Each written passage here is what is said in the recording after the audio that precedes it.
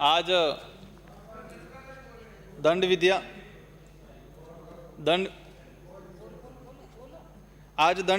विधेयक 2021 भारतीय दंड संहिता 1860 में संशोधन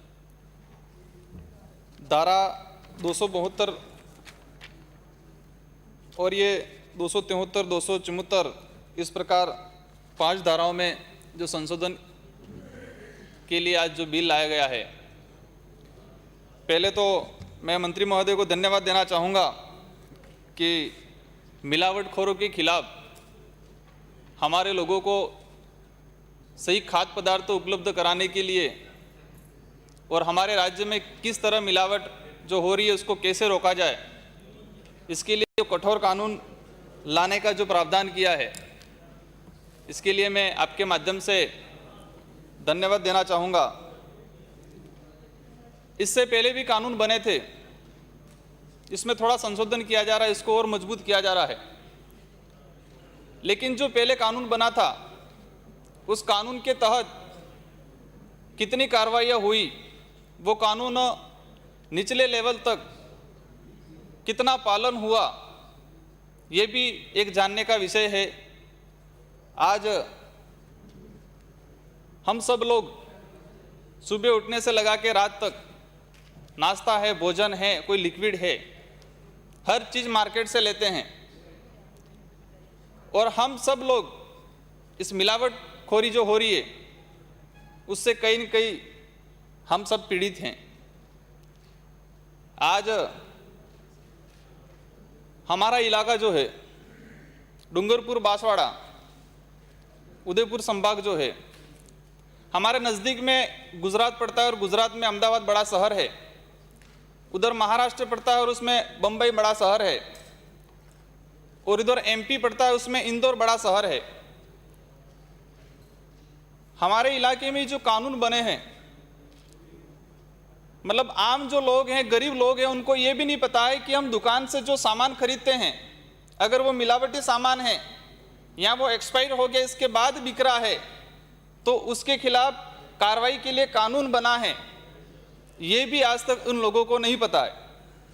मैंने 3 बड़े शहरों का जो बताया, इन बड़े शहरों में जो एक्सपायर्ड सामान है उस सामान को उस ट्राइबल इलाके में लाके बेचा जाता है, क्योंकि ट्राइबल व्यक्ति वो देखता नहीं है कि इस पे एक्सपायरी डेट है कि नहीं है, क्या होती है ये भी नहीं पता है।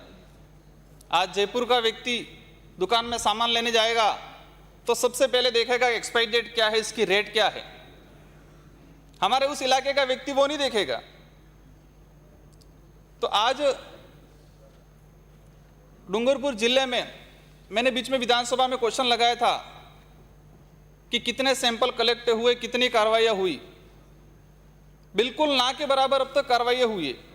सैंपल कलेक्ट कर लिए गए हैं, 1.5-2 साल हो गए, लेकिन इसकी रिपोर्ट नहीं आई है।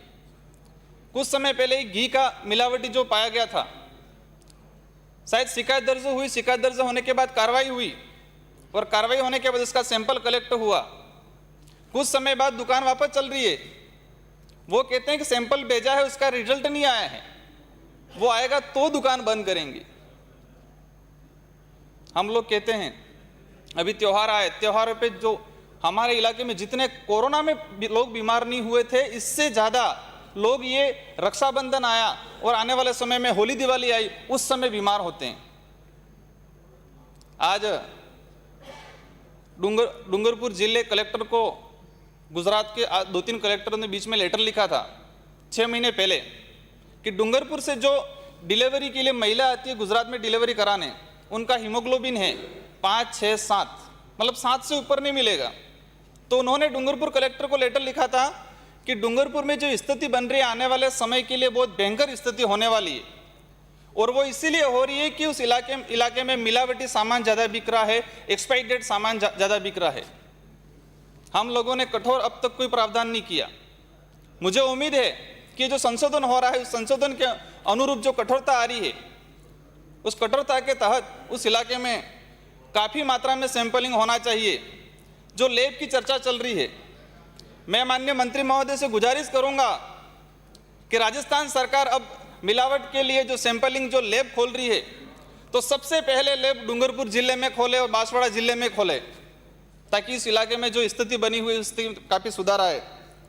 अभी इस कानून में जो मिलावटी जो सामान बेच रहे हैं उन दुकानदारों के खिलाफ हमने प्रावधान किया और कठोर प्रावधान किया, लेकिन अधिकारी वर्ग है, वो जिम्मेदार है, उसका कर्तव्य क्या है, और वो कर्तव्य निर्वहन नहीं करता है तो उसके खिलाफ क्या कार्रवाई होगी, ये भी प्रावधान होना चाहिए। तो ही अधिकारियों में खौफ बनेगा, और खौफ बनेगा तो ही वो लोग कार्रवाई करेंगे।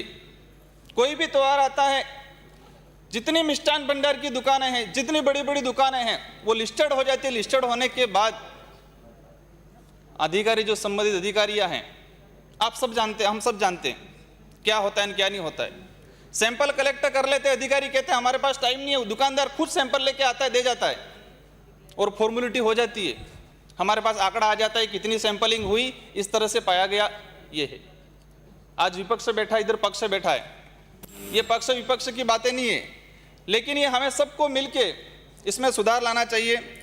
माननीय सभापति महोदय, 2 मिनट और लूंगा मैं। जो दवाइयों का भी इसमें प्रावधान कर रखा है, कोई भी दवाई कंपनी का जो एजेंट है संबंधित एरिया में, संबंधित जिले में जाता है, तो डिस्ट्रिक्ट लेवल के अधिकारी की परमिशन के बगैर वो नहीं जाता है।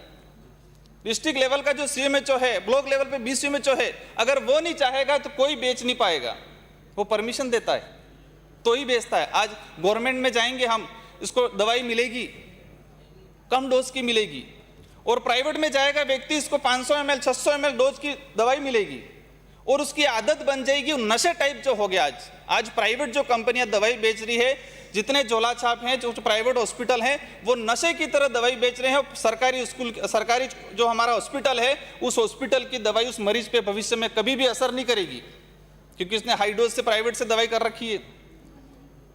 आज जो स्थिति बनी हुई है,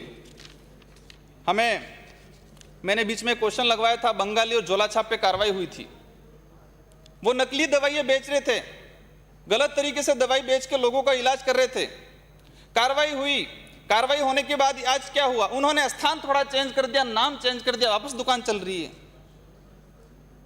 माननीय सभापति महोदय, मैं ये चाहूंगा कि हमारे समाज में, हमारे देश में, हमारे राज्य में सबसे बड़ी कमजोरी है, और इसके हम सब जिम्मेदार हैं। कोई भी दवाई कंपनी वाला जाता है तो संबंधित कोई भी जनप्रतिनिधि होता है, कोई मंत्री होता है, कोई अधिकारी होता है, उसका टैग लगा के जाता है और कहता है कि मैं तो उसकी रेफरेंस से आया हूं, उस एमएलए की रेफरेंस से आया हूं, उस जनप्रतिनिधि की रेफरेंस से आया हूं, उस अधिकारी की रेफरेंस से आया हूं। तो नीचे लेवल के जो अधिकारी है, उनकी हिम्मत नहीं होती है कि उसके खिलाफ या उसकी दवाई एरिया में नहीं बेचने दें। और कोई भी झोला छाप या कोई भी है, उन्होंने अगर उस कंपनी वाले से जो भ्रष्ट तरीके से, गलत तरीके से दवाई वितरण कर रहे वो नहीं लेगा, तो उस पर अधिकारी उच्च लेवल का अलग तरीके से कार्रवाई कर लेगा। माननीय सभापति महोदय, मैं सरकार से, माननीय मंत्री महोदय से अनुरोध करना चाहूंगा कि हमने कानून में प्रावधान कर दिया, मिलावट को खत्म करने के लिए जो जिम्मेदार है उस पर कार्रवाई करने के लिए। मैं चाहूंगा इसको धरातल पे व्यवस्थित तरीके से लागू किया जाए, और जो लोग इसके जिम्मेदार हैं, ये एक धीमा जहर है, इस धीमा जहर को खत्म करने के लिए हमें इसको धरातल पे लागू करना पड़ेगा। आप सबको धन्यवाद, और मैं चाहूँगा इसमें कुछ संशोधन के लिए 3 माह के लिए जनमत जानने के लिए इस बिल को रखा जाए। धन्यवाद।